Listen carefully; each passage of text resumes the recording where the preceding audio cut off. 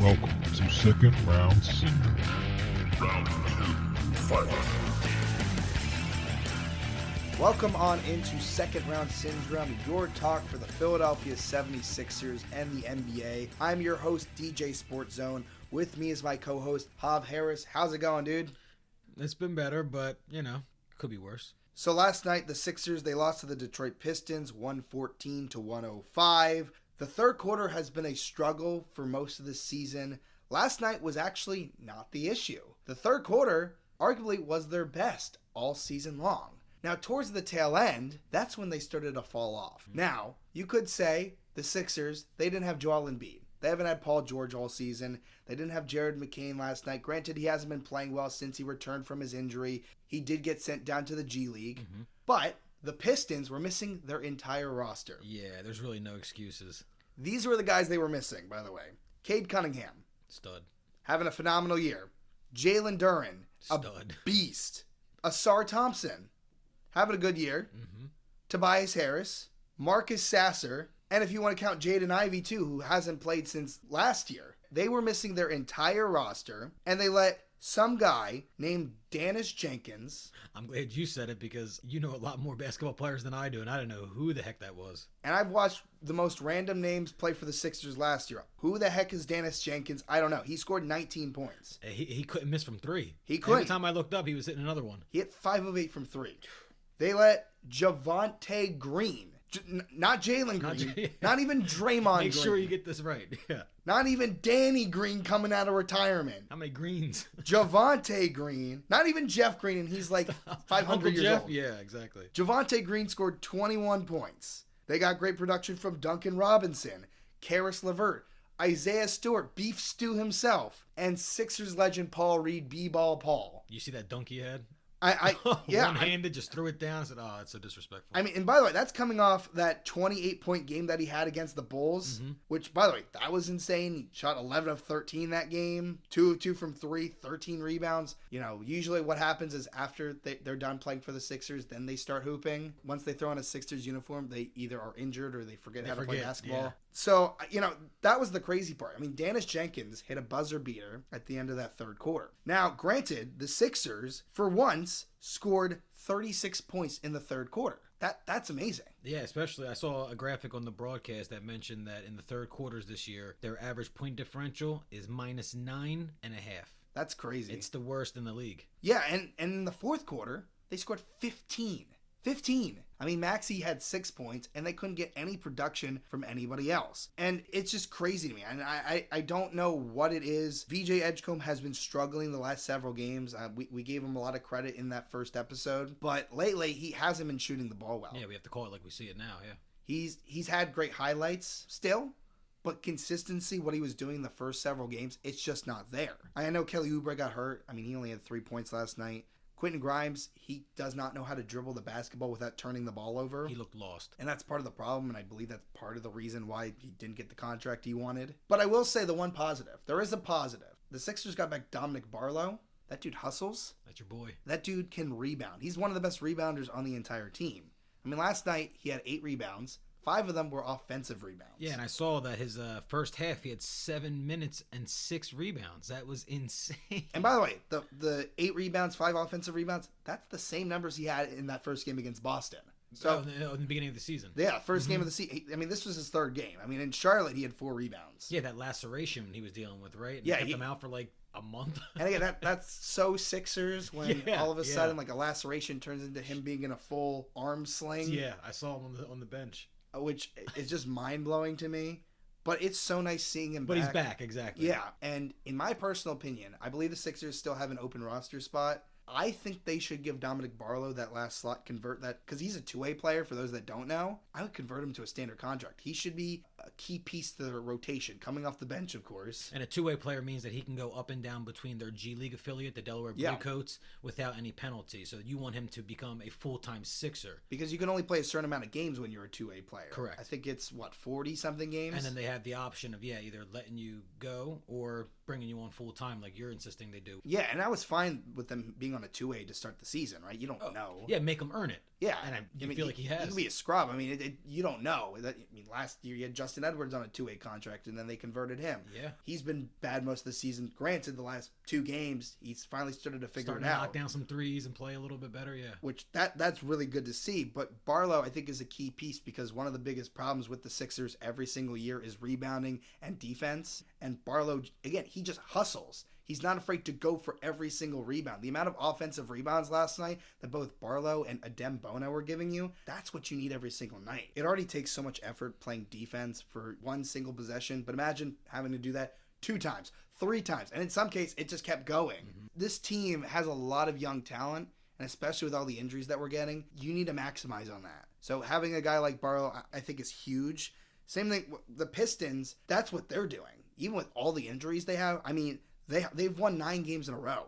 Yeah, Cade and Duran, they were out on Wednesday when they beat the Bulls too. So right. It's not like they're depending on just 1 or 2 guys. That's why we can't sleep on the Pistons anymore. I mean, they were the joke of the NBA just 2 years ago, and now they finally figured it out. Now anybody can go off on any single night, and they could come out at the top of the East. I mean, I think they need more experience. I mean, they finally made it to the playoffs for the first time, and crazy to think that this could be the first time in a long, long time where the Pistons are in the playoffs for 2 years in a row. Because I know they got into the playoffs years ago when they had like Blake Griffin. Yeah, those one-offs. Yeah, they got swept in the first round that year, I believe. Now, I think they have a good chance. Oh, it's legit. To make it far. Especially since there are so many injuries that have happened to the Sixers. The Knicks have been dealing with injuries. The Cavs have been dealing with injuries.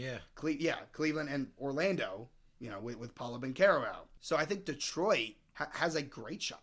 Now, I don't know if the Sixers decided to fumble the bag because it was an NBA Cup game. Maybe they just want to take those couple days off in December. Have we ever won an NBA Cup game since its inception? I feel like we've never been able to. Just a regular group play game. I don't know if we've ever won one. I don't know if we've ever won one. I know. I'll look that up. I know we've never gone into we've never gone to Vegas. And, to the actual tournament itself. Yeah, we've never gotten that far, which honestly I'm fine with. I think the NBA Cup is honestly dumb because it's a marketing trick. That's I get all it. It is, yeah.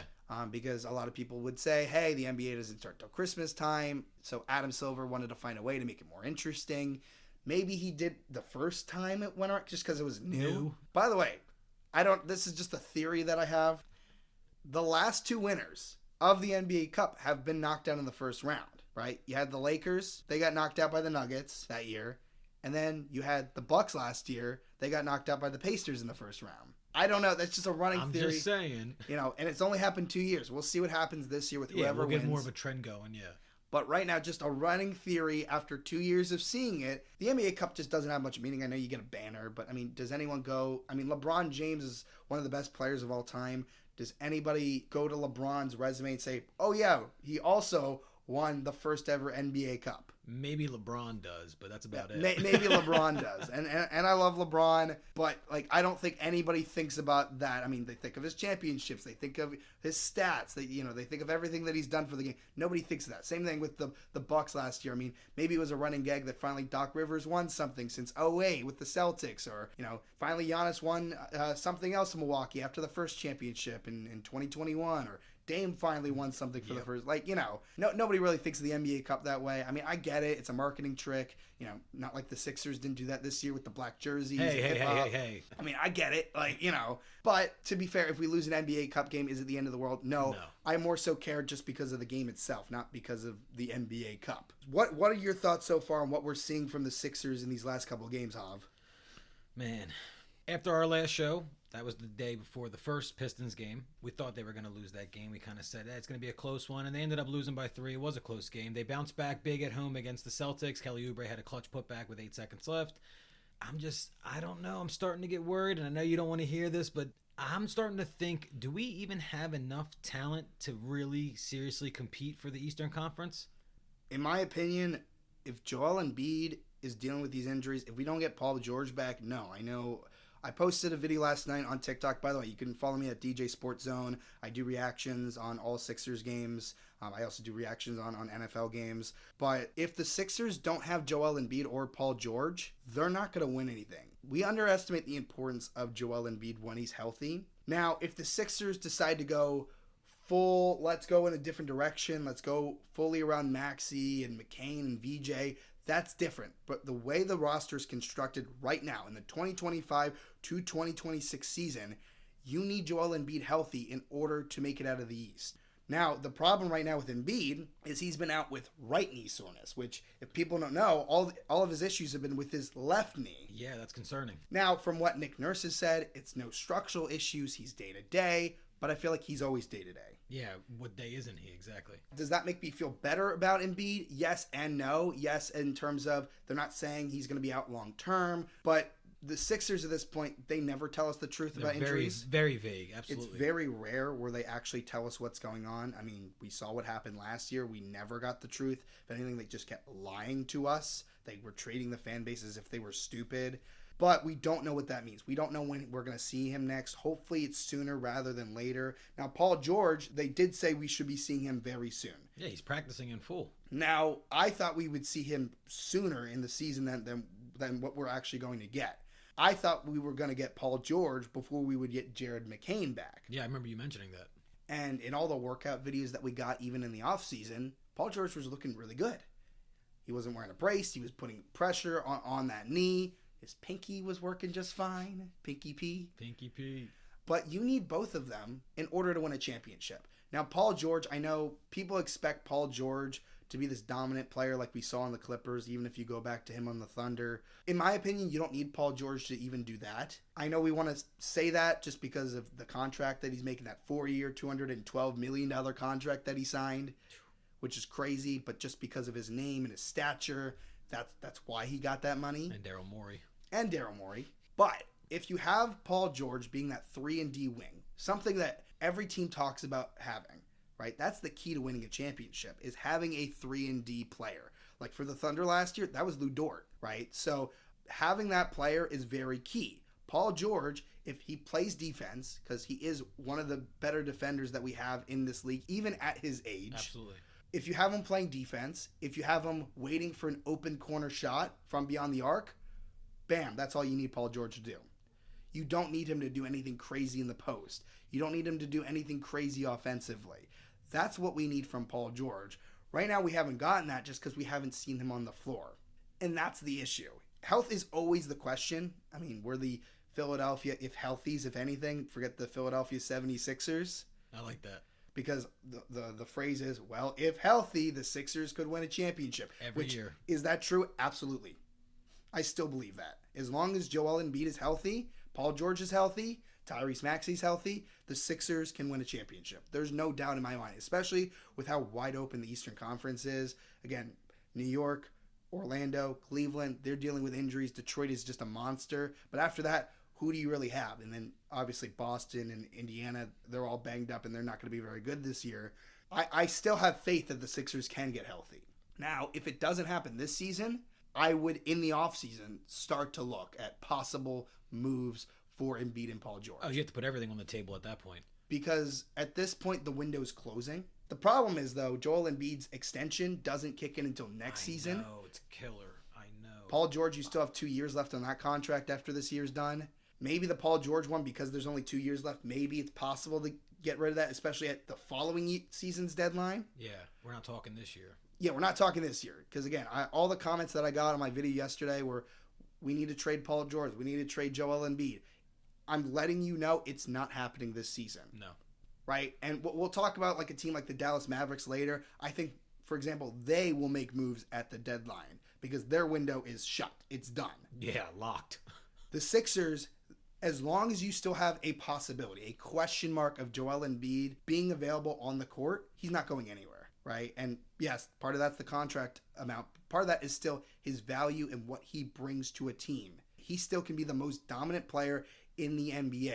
I think there is an argument that he is a more skilled big man than Nikola Jokic, right? There's always that debate, right? Yes, Jokic has the championship. Yes, Jokic is a better passer. There's no doubt in my mind about that. He's a triple-double machine, right? He's a great player, but Joel Embiid is a better scorer. He's the most dominant big man we have ever seen in the NBA, and he's a better defender. So I have a lot of faith in the Sixers this year. Right now it's looking bleak. But it is the beginning of the year. I'd rather be starting 7-5 than 3-13 than we were starting last year. There's a lot of hope. There's a lot of young talent. Luckily, Tyrese Maxey has been phenomenal. Now, maybe the last couple of games he hasn't been as efficient as we've seen him lately, but still, last night he had 31 points, which is huge. 31 points, 3 of 13 from the field. And he took over in the fourth quarter, and the only reason he was even as close as it was is because he took the offense on by himself. Right, and that's the problem is Tyrese Maxey cannot carry the team by himself. They're way too dependent on him. Right, I mean, he played 39 minutes last night, and, he's leading the league in minutes. It's something we brought up before. It's a conversation we brought up last week. I don't know if that's going to last because legs get tired. They're human beings, right? They're very athletic human beings. One of the more athletic, human beings on planet Earth, is players in the NBA. But playing 82 games, 41 minutes a game at the amount of, energy and burst that a player like Tyrese Maxey gives you, it's just so hard for that to continue. Yeah, it's unsustainable. And we're already, a month into the season. Again, I still have a lot of faith in the Sixers, but they have a lot of the same issues. We're seeing the same issues game after game. It's slow start, domination in the second quarter, huge step back to the third quarter, obviously with the exception of last night, and then they have to play catch up in the fourth quarter. And maybe that works in a regular season game, but not every regular season game, let alone a postseason game. We have to figure out how to play the third quarter without blowing huge leads. We have to find a way to get other players involved so Tyrese Maxey doesn't have to use all of his energy in the first half and then have to catch his breath in the third quarter. You got to find other players to help balance that. And we thought maybe that would be VJ Edgecombe. I still think it can be. And I think the load will be easier once Jared McCain is back consistently. Because he played in he was sent down to the G League. And he had 10 points with that first G League game. He was looking good, but granted, an NBA player playing against G League play, I mean, it's different. It's like spring training, yeah. Right, yeah. It's just, getting his minutes there, getting a couple shots, like he finally made a couple shots, but doing that again in a G League game is different in an NBA game, especially against an NBA team, even if it's a team as horrible as like a Washington Wizards team. The pace is just going to be totally different. Right, so that's just the difference with that. They play their next game on Monday against a bad Clippers team. They've been a mess, and we'll talk more about the Clippers towards the end of the show here. They have a good opportunity to show what they're made of against the Clippers since they are an older team. So we'll see what happens with that. Absolutely. And by the way, thank you everybody for tuning into our first episode. It was a ton of fun to do, and we're going to be releasing episodes weekly. So please make sure to check us out. We're on Apple, we're on Spotify, iHeartRadio. We're also on YouTube. So just make sure to check us out. Leave us a 5-star review. Like it, share it to your parents, your significant other. Hey, maybe your dog likes listening to Second Round Syndrome. Hey, why not? He could be a Sixers fan. Share it around. We highly appreciate it. We're going to keep pumping out content for you. Make sure to check out our social medias. We have clips that come out for every show. I post it all the time on the Second Round Syndrome, TikTok, and Instagram. So check those out. Also, coming up, hopefully next weekend, I have another project coming out. If you like movies, if you like TV shows, I have another podcast called DJ Film Speak, where I'll be interviewing actors, actresses, voice actors, all alike. First episode should be dropping next weekend, so make sure you check that out. The link will be in the description, so just make sure, check that out. Super excited. Who was your first guest? Tell them. Super excited about the first episode because my first guest is Megan Fahlenbock. If you don't know who Megan Fahlenbock is, I grew up watching the Total Drama series on Cartoon Network. You might have watched Total Drama Island, Total Drama Action, World Tour, All Stars. Megan Fahlenbock is the voice of Gwen from the Total Drama series. She also voices Jen from the hit TV series 16. So it was a great interview. I'm excited for you to check that out. Again, the link will be in the description. And make sure to, again, hit the notification bell for when that drops. Super excited about that. Yeah, you never know what Second Round Syndrome is going to come up with. We always have stuff coming out. DJ Sports Zone, DJ Film Speak. Make sure you guys check us out. And, of course, that was produced by the one and only Half Harris. So. Oh, thank you. So, yeah, very excited about the projects coming out. But we appreciate all your support so far. And let's keep going. Yeah, man, we'll get back to the business. We'll get back to the Sixers talk here. One of my favorite things to do while I'm watching a game is to go on the good old Bleacher Report. And if you go to the Sixers page, they have actually a forum tab. You can go on there and interact with other fans. What we're going to do is we'll grab the best comments every week. I'll throw them over to DJ Sports Zone, get his opinions on them. Some will be funny, some will be a little more serious, but hopefully it's entertaining nonetheless. We love interacting with comments. Yes, please. We want these comments hopefully to come over to our page and you guys can interact with us there. And yeah, be honest. Give us hot takes. We love to hear all of them. We're going to react to them all the time. So we'll find comments, but also if you want to comment on our YouTube channel, we'll be grabbing comments from there as well. Absolutely. Let's just start off. Nick Nurse is getting a lot of heat. Papa Fly says Nick Nurse is not a great coach. He is a product of Kawhi Leonard, but no one wants to admit it. I think Nick Nurse is a very good coach. I think he's one of the better. I'm not going to say best, but he's one of the better coaches in the NBA this season. I think he's turned it around. He's finally playing the younger guys. He's finally emphasizing playing VJ, Maxey. They're not focused on what's Embiid doing. They're focused on the roster that they have right now besides their injury-prone players. So I would give it this season, honestly, I probably would even give it another season with a healthy roster to really judge Nick Nurse. If you judge his postseason success with the Sixers, it's not going to look good, right? But again, you had an injury-prone season 2 years ago. They lost in the first round against the Knicks. They still played hard. You know, they went to 6 games. Last year, they weren't making the playoffs no matter what. This year, we'll see what happens. But I'm not ready to pull the plug on Nick Nurse yet. Now, you could say, okay, you could say he's the product of Kawhi Leonard, but after Kawhi left, they were still a good team. So I don't agree with that at all. I get when the Sixers lose, that's the first thing we want to do. We did that with Doc Rivers. Of course. Now we're doing that with Nick Nurse. That's unfortunately just how it is. But, you know, I just can't agree with that. J Doggy Dog says, I wish we can go straight to the fourth quarter after halftime. I wish that Wouldn't that be great? Yeah, I wish we could just like hit the fast forward button like it's that Click movie with Adam Sandler. Like we should just fast forward. Yep. Yeah, third quarter is a problem, but again, it's the beginning of the season. Hopefully they can figure it out. Consistent issues don't mean permanent issues. So hopefully it's something they can fix as the season goes forward. Here's 2 separate comments, right? This shows you the 2 sides of the coin here with Philadelphia 76ers fans. The first one, is VJ just a smaller, less athletic Amen Thompson? The next one, I'm starting to get worried that VJ is basically Matisse Thybulle. That's a bad comparison. I mean, I'd rather have the Amen Thompson comparison. Matisse Thybulle couldn't shoot. And he still can't shoot to this day, even with the Trailblazers. It's just so funny, the Sixers fans, like, this kid has one bad week and all of a sudden he's Matisse Thybulle now. I mean, is anybody comparing Cooper Flagg to Matisse Thybulle? No. Like Not that I've heard. So, you know, and why I bring that up is Cooper Flagg has not had a good year so far, at least in the beginning of the season. You know, he's starting to figure out a little bit as, you know, hopefully Dallas is starting to figure out what their next direction is going to be now that they're not permanently playing Cooper Flagg as the point guard.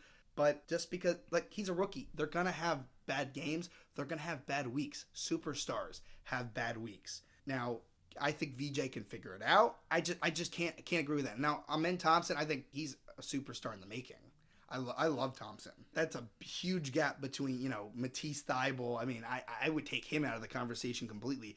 I feel like VJ and Amen are pretty close. You know, that says a lot. I feel like Thompson's higher just because, you know, he's had a year under his belt. So I wouldn't put them totally on par with each other yet. I'd say Amen Thompson's a little bit higher. But again, you got to give him time. I mean, we're a month into the season. We've only played, 12 games?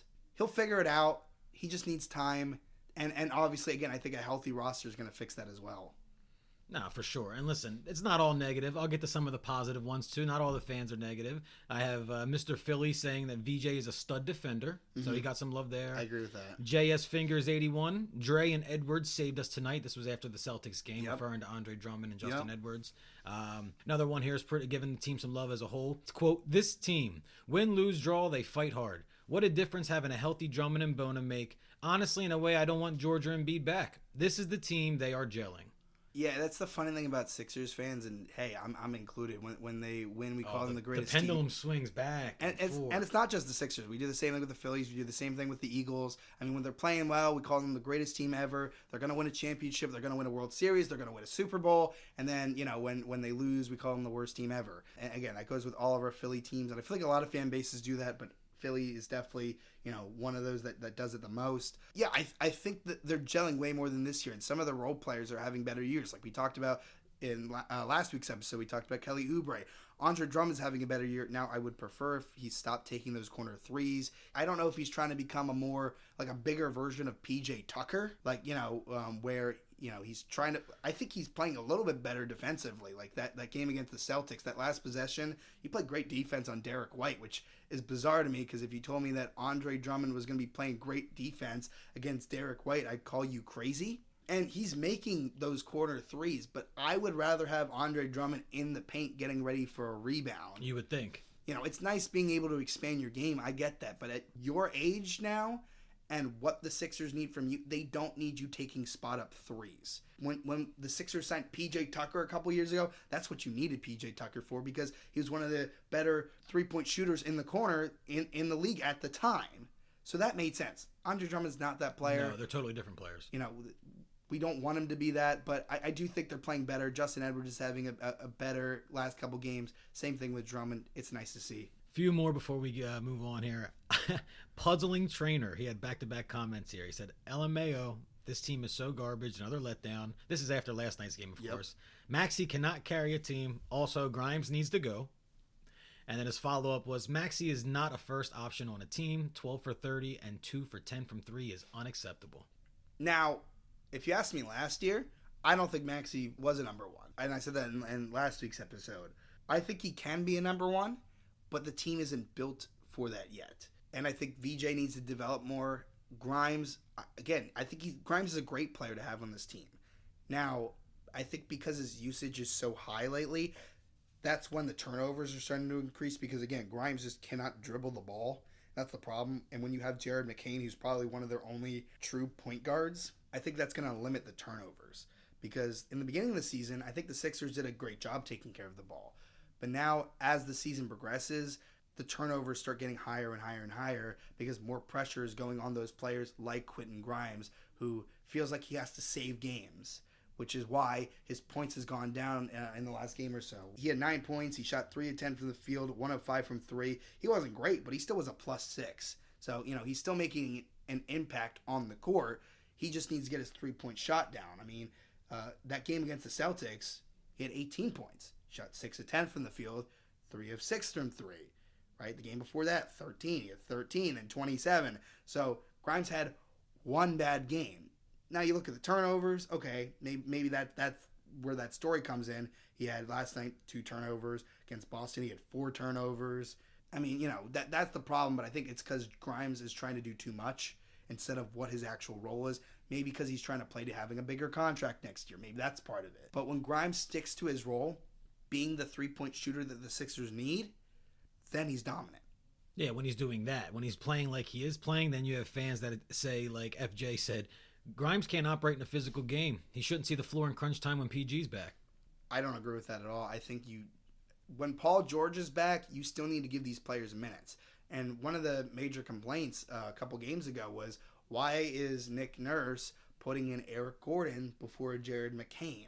Right? Now, obviously, Paul George should be in before some of these other players just because he's supposed to be one of your top options, right? He's going to be your number 3 option on most nights, but, you know, who knows? Maybe he could be a number 1 or number 2 depending on the game. But saying, oh, we need to be playing Trendon Watford over Paul George, I just don't think that's true, right? You need Paul George on the floor to be successful, as I said earlier.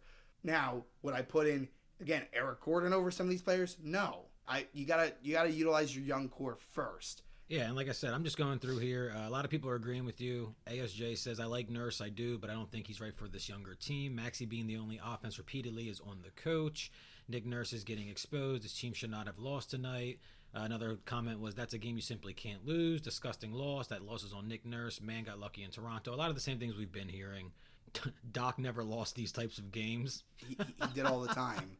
I mean, the whole yeah, thing. I don't know what that commenter was watching. Did you watch that Atlanta Hawks series? I mean, it was constant blown leads. I mean, well, don't worry. We have another fan saying this team is just the Atlanta Hawks.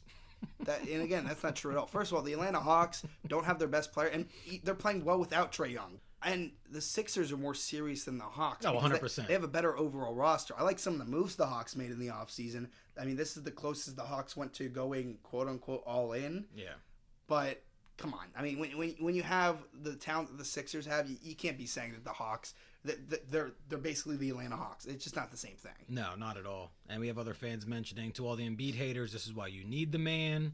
So some of the fans just saying that, the Terminator 144 said, but we should trade Embiid, with a bunch of laughing emojis. Like, what do you think? That we mentioned it earlier. You can't get rid of the big guy, and your team regresses, if anything. who's taking Joel Embiid? Like, when people say that, I want them to tell me what This team is a business. Yeah, there has to be 2 teams. Like, and we're not playing 2K. Like, don't give me some, fake trade that you find out. Like, give me a legitimate possibility because, it's talks that we're going to have throughout the season, especially, when we get close to the trade deadline. I'm sure we'll have, more conversations about where do we see different players going for who. But when you say the Sixers need to trade Joel Embiid, I need, you as in whoever says this to answer this question. Who's trading for him and what are they giving up? You're not going to get the value you want for Joel Embiid. If you think you're going to get a star, let alone a superstar, and a bunch of first-round picks it's not going to happen, right? You might as well just waive him at that point. Yeah, stretch him like they did with Lillard. Yeah, the stretch away. Yeah, Lillard, Beal did the same. The Phoenix Suns did the same thing with Bradley Beal. It just doesn't make any sense. With the roster you have right now, you need Joel Embiid playing in order to be successful. With what you're seeing right now, you cannot tell me that they're going to be able to come out of the Eastern Conference without having Joel Embiid on the court. Now, again, as I said, in the offseason, if things don't work out, if they want to start looking, that's fine. But there are not going to be teams that want to take on that 3-year contract extension that kicks in next season. Now, if there was a year left on his contract, I think there would be teams that would bite at that apple. With that huge 3-year extension, it's just not going to happen. Same thing with Paul George. He still has 2 years left on that and that 4-year, $212 million contract that he signed.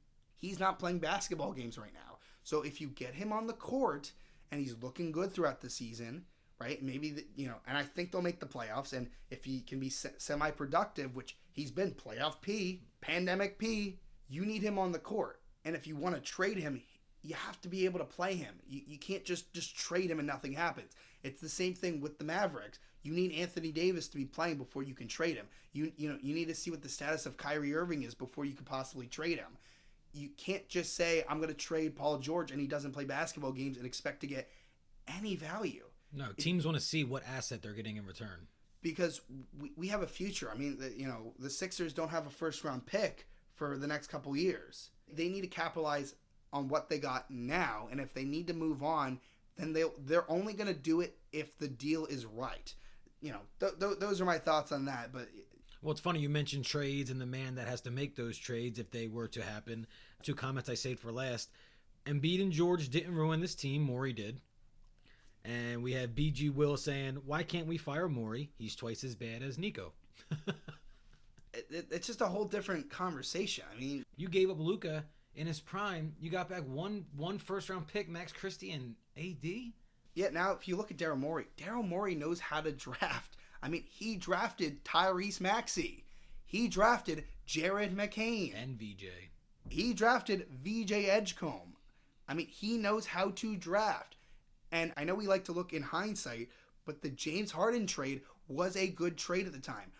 The fact that you were able to trade Ben Simmons, who didn't want to play basketball anymore, who still does not play basketball anymore, by the way, for James Harden at the time was a good trade, right? Now, I don't know if the trade with the Sacramento Kings for Tyrese Halliburton was legit. We don't know if that was rumors are rumors. Rumors are rumors. But even if that was true, you didn't know at the time if Tyrese Halliburton was going to become the player that he did with the Pacers. And you don't know if he would if he even came here and played second fiddle to Joe. He's the man in Indiana. Every situation is different. I think he needed his own team for him to be successful. We don't even know if Tyrese Halliburton would have been that player if he stayed in Sacramento, by the way. Absolutely. Next to De'Aaron Fox, or if they did make a trade. Even if they traded Sabonis for De'Aaron Fox, I don't know if it would have worked there either. We have no idea.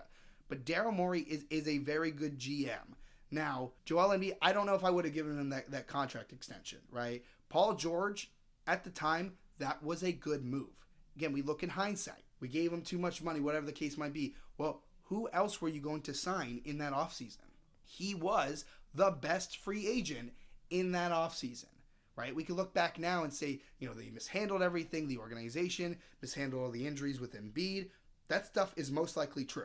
I don't like how the organization treated the fans in that process. I don't like that they lied to the fans and tricked us to get us to buy tickets and whatever the case might be, season ticket holders.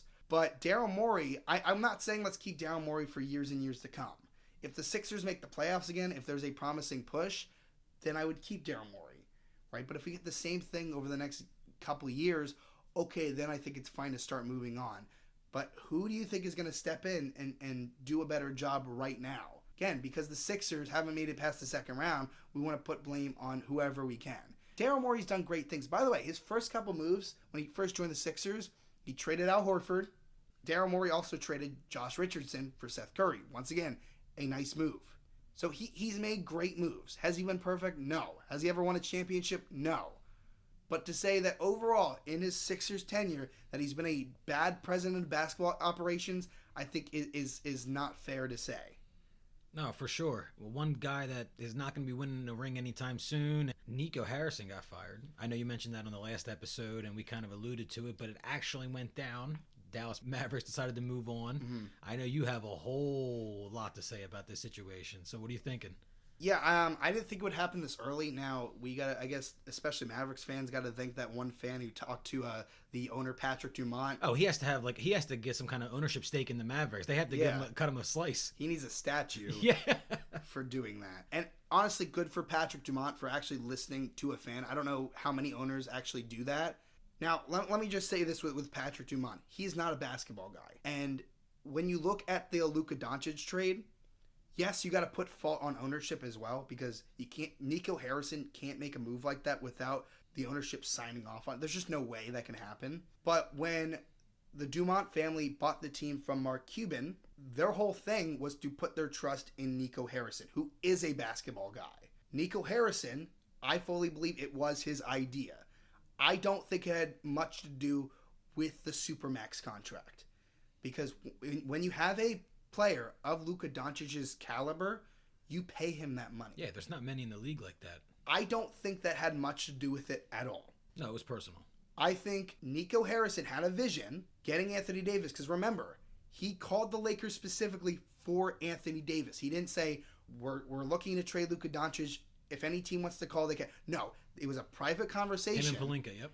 Nico Harrison wouldn't even let Rob Pelinka speak to Luka about it, right? Which is why the Mavs, which I think was malpractice, they didn't get Austin Reeves in the deal, which I wouldn't have made that move unless you got Austin Reeves. Yeah, not Max Christie. Right? Because you got a player that's, 6 years older, who is consistently injured. I don't put all the blame on Patrick Dumont. Obviously, I'm going to put a lot of it on him because, again, he signed off on it. But clearly, he realizes that he made a mistake and that he wasn't listening to the right person. So hopefully, we don't know what's going to happen. Right now, we got interim GMs. We don't know who's going to be taking over as, the GM moving forward. But I think the next move at this point, because there's no going back, Luka Doncic, he's a Los Angeles Laker from now until probably he retires. The Lakers are not going to make the same mistake the Mavs made. He's going to stay a Laker until his career is over. 100%. Whether they win a championship or not, which I do think they will win at least one championship with Luka Doncic on the Lakers. Right? I think Luka needs more help. I think, I don't know if they'll win this year because I think they need to figure out who they're going to replace LeBron James with. Obviously, it's not going to be, who LeBron James is, whoever they replace him with. But what they need to do now, because they got Cooper Flagg. They had a 1.8% chance to land the number 1 overall pick. They were lucky. They got him. They need to build around Cooper Flagg. By the trade deadline, they need to trade Anthony Davis because there will be a team that wants AD. I guarantee it because AD is not a number 1 option. Right? I covered that in the last episode. He worked with the Lakers because he was next to LeBron James, and he worked very well. When the Lakers wanted to shift gears last season before they made the trade, and they were trying to make it AD's team, I didn't think that was going to work. And from what we saw, it didn't work. He's not a number 1 option. So they need to trade. You know what would be so funny, though? What if the Lakers traded for AD again? They still kept Luka. They still got Reeves. Oh, my God. Could you imagine? I'm not saying that would happen. I'm not even saying that I would want that to happen. But that would be the most hilarious thing ever. But they need to trade Anthony Davis by the trade deadline. They need to get as much value as possible because I think right now you can get a lot of value for AD. Not a crap ton of draft picks, but I think you can get at least, a first-round pick for Anthony Davis, right? Because you only got a first-round pick for Luka Doncic, which is crazy, right? I would have gotten multiple firsts and Austin Reeves and maybe even some other play. Maybe you could have even gotten a Rui Hachimura for that. I mean, it was ridiculous. I mean, you got Max Christie. Max Christie's a decent player, but come on. For Luka Doncic, that's crazy. Doesn't line up. So you got to trade AD by the deadline. Now, Kyrie, I would also look to trade him. Now, by the deadline, mostly because he's not playing this year. So why would a team give you much for a guy? They're not going to buy damaged goods. Yeah, so it just doesn't make any sense. Now, I don't know if Kyrie's going to play this season. They still have not given him a timeline. If Kyrie does come back, let's just say he comes back, I'll just say after the All-Star break, he comes back. And he plays well for, February until... Yeah, he gets 2 months in of 2 months every in. other game, and he looks pretty good. In the offseason, once again, there will be somebody that wants Kyrie Irving on their team. Maybe it's a team like Houston that needs a point guard. Yes, Fred VanVleet will most likely be back next season, but I think that Kyrie Irving is an upgrade from Fred VanVleet because Kyrie and Kevin Durant have a close relationship already. Even after whatever happened in Brooklyn, yeah. they're still very close, and I think they can come back together and possibly win a title together. We'll see. I think Houston still has a good shot this season, but I think I would like to see Kyrie in Houston. Obviously, it's not. He wouldn't have to move far too, which would be nice. Yeah, right. But the Mavs have to make moves because they have to build around Cooper Flag. There's just no way around it anymore. And I was listening to Brian Windhorst's podcast, and they were talking about that. It's like, can you sell that to the fans? You basically already did when you traded Luka Doncic. And okay, technically, did they sell that? No, they said there was a 2, 3, 4 year window with Anthony Davis and Kyrie Irving. Well, that window's gone. It's evaporated. It's done for. Now, and the fans knew that right away. And as soon as that first game, when AD got injured, and there was even discussions about this season Nico Harrison trying to rush AD back, and Patrick Dumont actually had to step in and shut that down, saying, no, we need to rest him. Because from what I saw, there was a possibility of an Achilles tear that could happen if you bring him back too soon. I think you rest AD for now, have him play a little bit, up his trade value, and get rid of him for some value.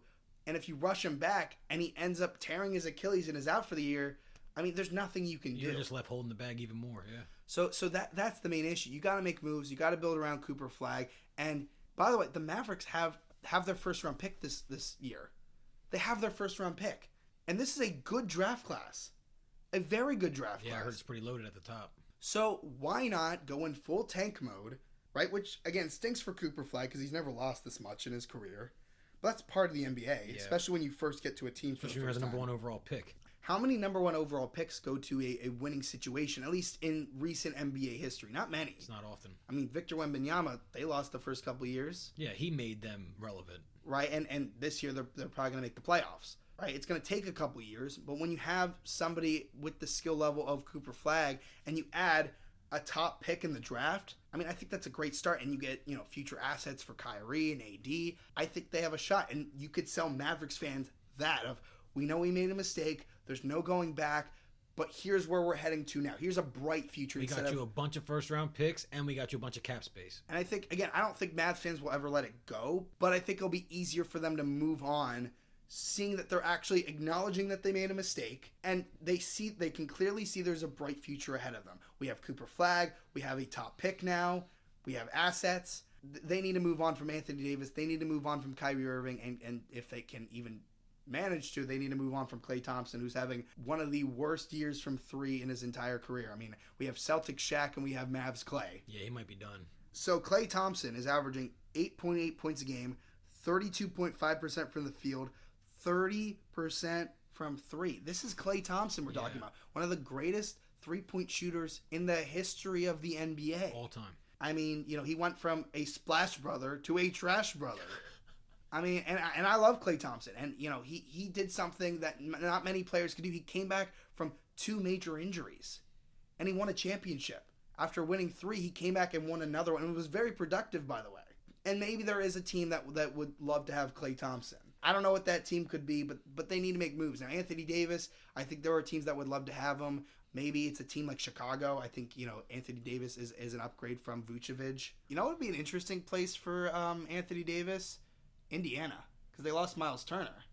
Yeah, right? They don't have a big. And this is an off year for them. And Halliburton will be back next year. Maybe I hope they can keep Siakam. If you have Tyrese Halliburton, Pascal Siakam, and Anthony Davis. Do they have any picks left from the Siakam trade? I don't know. I'd have to look that up. I guess we'll have to see. Because I think they gave up 3 for Siakam. Was that part of that deal? Yeah, I think so. And you could get some nice young assets that they have over there. I mean, you got Nembhard, you got Neesmith, you got Toppin, who's a good player. I think there are some good young assets that you can get for Anthony Davis. But there are definitely other places, like maybe Toronto's a place. Maybe they, because they have R.J. Barrett. Maybe they trade R.J. Barrett for Anthony Davis. I don't know if salaries match or anything like that. But those are a few destinations that I could possibly see. Ooh, maybe even, I don't know if this could happen. They probably would have to trade one of their big contracts. What about Orlando? Because, obviously, the center position is their weak spot. So I don't know, maybe you have to give up Bane or something. But, Wendell Carter Jr. is not a great center for them. No. So those are just a few destinations that maybe it's going to be fun to think about. I could see. I mean, again, we'll discuss that more as we go along. I mean, there are just so many jokes in the NBA. I mean, the Mavs are one. The Kings are one. They're terrible. I mean, their best player right now is Russell Westbrook, which, is crazy. I'm glad Russell Westbrook is on an NBA team, but that team's a mess, and they need to blow that thing up. They need to get rid of... it's coming. They need to get rid of Sabonis, Levine, DeRozan. They need to start fresh. That's a bad situation. I'm glad that Russ is, doing well. He's starting now. He took the starting spot for Dennis Schroeder, which I think was a good move, but they're not winning anything. But then the other team, because we also had breaking news that happened today, Willie Green, the head coach of the New Orleans Pelicans, he got fired. He gone. Which I'm not mad about that. I think that needed to happen. I don't know if that will make any change for the Pelicans at all. Yeah, how do you fire the coach but not the GM? I think they're one of the dumbest, because they just hired Joe Dumars as their GM too. I think he made some of the dumbest moves that I've ever, other than the Luka Doncic trade, obviously, that we saw last year. But they traded their future for Derek Queen. They traded two. This is how hilarious this is. They traded 2 picks this offseason. Number one, they had Indiana's first round pick. They traded that to get the number 23 pick in the draft. Indiana right now, they're 1-11. Yeah. That was before Tyrese Halliburton literally a couple days later tore his Achilles. But you hold on to picks like that. So that's number one. They traded Indiana's pick for number 23.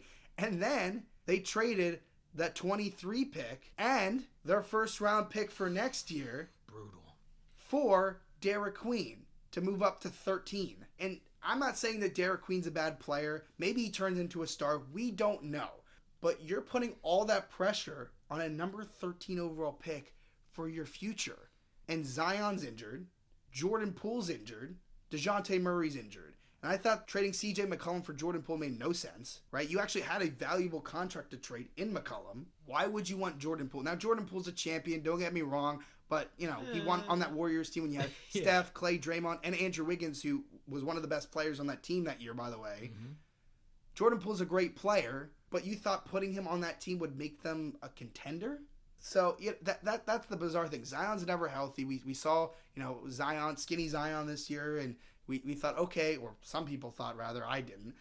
Some people thought, okay, maybe we're going to get somewhere. Maybe the Pelicans are finally going to make the playoffs, because the last time the Pelicans even did make the playoffs, Zion didn't play. I don't think Zion's ever played in the playoffs yet. So that's a disaster, because now I don't know what you do if you're the Pelicans. Like, you could try to win games, but they're not going to because the roster stinks. Or they could try to tank and lose games, but it doesn't matter. They didn't have their pick. Because all they're doing is helping Atlanta, who has their number 1 pick. When they could have gotten a top pick from the Pelicans being a terrible team, and also from the Pacers being a terrible team. You'd be looking at possibly 2 top 5 or 6 picks right now. And that's the hilarious part. So, Willie Green being fired, it makes sense. Is it going to change the Pelicans? No, because I don't know what they do. Maybe they could find a way to get picks and trades. They could try to trade their assets. But it's tough, because now all that pressure goes on Derek Queen. More pressure goes on Zion. The number 7 overall pick, Jeremiah Fears. They're just not a good team. By the way, the Pelicans right now, they're 2-10. They lost last night, 118-104 against the Lakers. Their best player right now is Trey Murphy III. I mean, right? He had 35 points, 7 rebounds. I would look to move him. I would look to move Herb Jones. Yep. Right? I mean, they also signed Kevon Looney to a ridiculous contract. What was that, like 2 years, $16 million? Yeah, why? Like, you could have gotten him on a vet minimum. Like, why did you give Kevon Looney that contract? It doesn't make any sense. It was so bad that they had to bring DeAndre Jordan on the roster. He's not even playing. Like, he's been getting DNPs. I think he played like 1 or 2 games maybe. Yeah, he played 2 games. He played, against the Celtics, and he played against his former team, the Nuggets. He got 7 points, actually, against the Celtics, 2 points against the Nuggets. They're a total mess. So, if you are the Pelicans, I feel bad for Pelicans fans. Are there any Pelicans fans? I don't know if there are any Pelicans fans. But, yeah, they're definitely a crapshoot. I don't know what you do. I mean, you could try to trade Zion, but I don't know if you're going to get any value for a guy that is never available. Most of the time he's out of shape. Yeah, they're going to need to do something to recuperate some of those first-round picks that they've lost. So yeah, it's going to be a complicated situation. And it's the same thing because the Sixers actually play the Clippers on Monday night. Mm-hmm. The Clippers, they're a disaster in it of themselves because Kawhi Leonard once again is out. Bradley Beal is now out for the entire year. That came out this week as well. Yeah, Beal's injury. Harden's been playing his butt off. For whatever we want to say about him and his tenure here, he's still playing at a very high level. And I actually liked James Harden when he was in Philly. I didn't like how he exited, obviously. I mean, I have a James Harden jersey. I loved him when he was on the team. I think he's a big part of why Tyrese Maxey is the player he is. I mean, he took his step back three, right? And if anything, he might have even made it better in some situations. You said that last game we watched together. Yeah, I mean, and I love the stuff that he took from it. I think Harden made even Maxey a better playmaker, right? He learned a lot. I think they still have contact with each other. Right? They're still good friends. But the Clippers are too old. That's the problem. Going into the season, I actually had a lot of high hopes for the Clippers. Right? Kawhi Leonard, granted, he didn't play much last year, but he had one of his better seasons of his career. And he played well in the playoffs. So, Kawhi Leonard, James Harden, I mean, Norman Powell has been balling with the Heat, by the way. He's an underrated bucket. He's so good that I even just picked him up on my fantasy. Nice. Like I had Cooper Flagg, by the way. I just dropped him and grabbed Norman Powell because again, Cooper Flagg hasn't been great. I'm like, Norman Powell, it's crazy, but they decided to trade Norman Powell for John Collins, which I actually didn't think that was a bad move. I think John Collins has been playing all right for the Clippers, but they did that because they knew they were going to get Bradley Beal because they knew that the Suns were going to buy him out. Beal was awful. They were a terrible defensive team with him on the floor. Now I think he's done in the NBA. He worked on the Wizards. I think part of the reason why he worked is because he was next to John Wall and Russell Westbrook for that 1 year. Even when he was on his own, he was able to ball out on a bad team. And then again, the team started playing decent again when they got Russell Westbrook, when they finally decided to trade John Wall. But ever since then, I mean, and myself included, when he went to the Suns, I was like, okay, maybe it's because he didn't have a real point guard to get him the ball, right? Devin Booker, he's not a point guard. Kevin Durant, obviously, he's not a point guard. So I was like, okay, maybe the Clippers, maybe he could thrive with James Harden, who is one of the better playmakers in the league. I mean, he had a 41-point triple-double yesterday.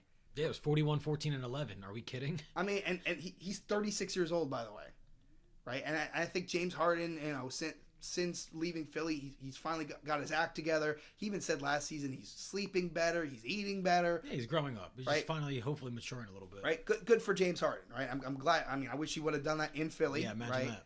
But I'm glad now that he's in LA, he's finally getting his act together with that, while still being a dominant player, because he was a great player even when he was doing all that stuff. Now I think he can be more of a winning player that way.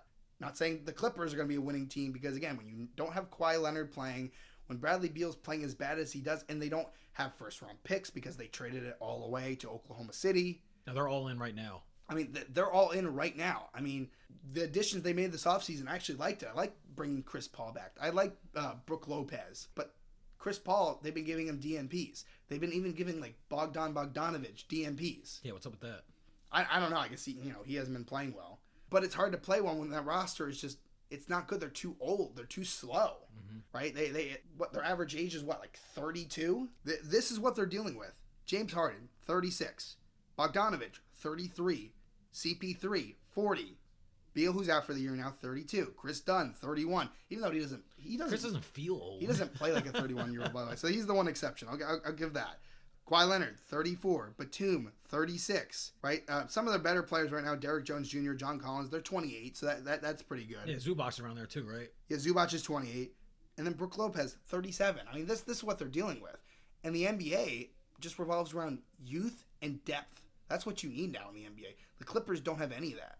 Now, I thought because they were a deep team with their overall roster, I thought maybe they'd have a chance. But because they're so old and they're just washed at this point, that's the problem with the Clippers. So hopefully the Sixers can take advantage of that, because they're one of the fastest teams we have in the NBA, the Sixers. The Clippers are so slow, so I don't think they're going to be able to keep up. Yeah. Right? So, obviously I think Zubac is still a great player over there, but it's such a big problem because their first round pick goes to Oklahoma City. I mean, this is the crazy part with the Thunder. We are in a world where the Thunder could have 2 top picks this year, because they have the Clippers pick, which could go number 1. You don't know where it's going to land right now. And also, they have Utah's pick. I think it was because they got rid of like Derek Favors. Really? I think that's what it was. Wow. But it's top 8 protected. So there is a world where they could win the championship this year, the Thunder, and they could have the number 1 and the number 9 pick. Could you imagine? That's the just loading that team up with 2 more young, talented players. Because with the Thunder in particular, like they can't keep everybody because they paid SGA, they paid Jalen Williams, they paid Chet Holmgren. They're not going to be able to keep everybody. They're probably not going to be able to keep Isaiah Hardenstein, Lou Dort, Alex Caruso long term. No, but that's why they have these picks who are going to be cheap, controllable talent. Right. They don't have to give that big contract to for 3, 4 years, 5 years, and even some of the young guys haven't played. Right. So they got Topage, they got Thomas Sorber.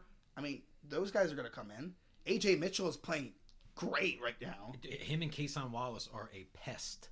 Yeah, they're not going to be able to play. They're not going to be able to pay some of the role players, like I said earlier. But they have those young guys who they drafted, as well as all these draft picks. Again, they could get the number 1 and number 9 pick in this offseason. We better pray as basketball fans that they do not.